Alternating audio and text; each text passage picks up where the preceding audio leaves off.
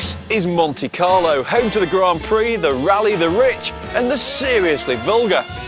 The billionaires here get used to the pop and fart of competition machines, so we thought it the perfect place to test a rally-derived car of our own, the new Ford Focus RS.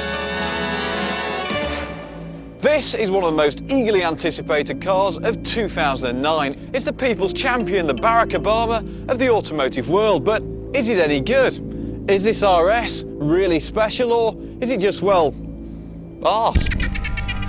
Those comedy bonnet vents had a 2.5 litre turbocharged engine developing 301 brake horsepower, which is almost as much as Ford's World Rally car. It is hugely impressive, but it does present a problem.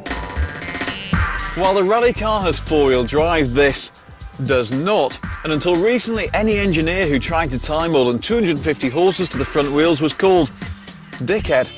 Ford's adamant they solved the problem by introducing new revolutionary Revo knuckle front suspension and a limited slip differential.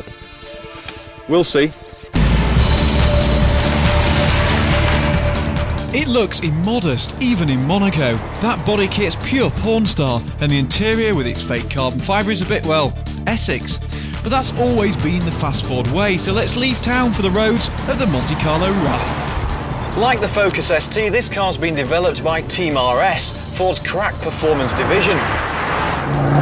And it's completed more than 400 laps of the famous Nürburgring Nordschleife, which is a lot. And it's got double the turbo boost of a Focus ST. Enough to fire from 0 to 60 in just 5.9 seconds. Just take a listen to this. It's quick. Flat out, you'll do 163 miles an hour and a night in the cells. It's 6 years since the original Focus RS, and although that car was really exciting, it always felt like the front wheels were doing battle with the driver. This car has to be better. So here goes, the classic test. Hairpin. Down to second. Turn in, feed the power, let it pull. Just feel the wheel tugging away. The way it puts the power down is really impressive, but you still can't disguise exactly what's being pulled and what's being pushed. The torque steer, still there.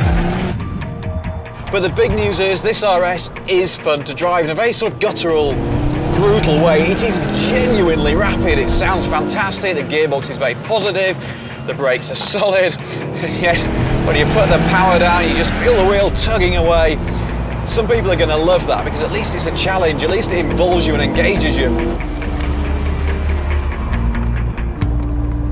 So what do we think? It looks fabulous. It sounds glorious. And it has an enormous sense of occasion, but its charm is animalistic, driven on by that brute of an engine. This isn't Barack Obama, it's Antony and Cleopatra, and for some that will be the key to its appeal, but others might take a different view. Hang on, the Ford Focus can't rock up here with its 301 brake horsepower and not expect a scrap from the champion of rally-inspired road cars. I'm talking about the Mitsubishi Lancer Evolution. Now, you might think that my choice, the BMW 135i, looks a little bit odd next to the Evo and the Focus, but just because it hasn't got an ironing board stuck to the boot doesn't mean it's not a proper performance car. And that's why it's going to cock its leg on the Chavvy Essex boy and the bobble-hatted rally geek. So can the new RS really be the best from BMW and Mitsubishi? Find out in part 2.